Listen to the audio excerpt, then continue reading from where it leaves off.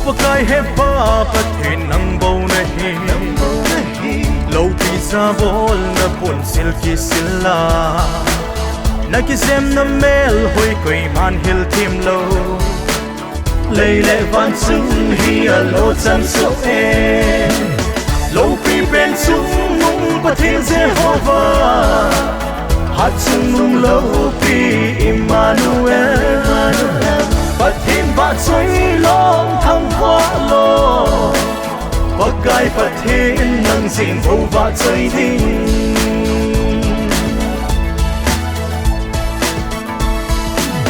o pagai pathin na min ka thang va e van le le si na hin na thang so e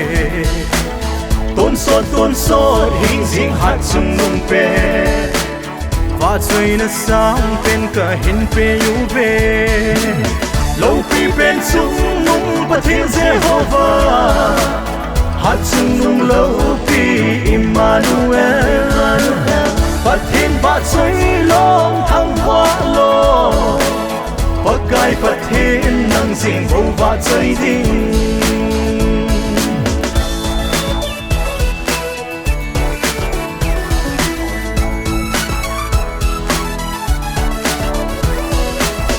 Lele van chung gam zo sia vai hom pathe lâu pi pen chung nung pathin Emmanuel lâu pi pathin ka thang va chim ko ve van chung gam zo si vai hom pa na hi lâu pi pen chung nung pathin Jehovah hat chung nung lâu pi Emmanuel pathin ba choi long thang hoa lo pagai pathin nang jing bo va choi ding lo pi ben chung nung pathin Jehovah hat chung nung lo pi Emmanuel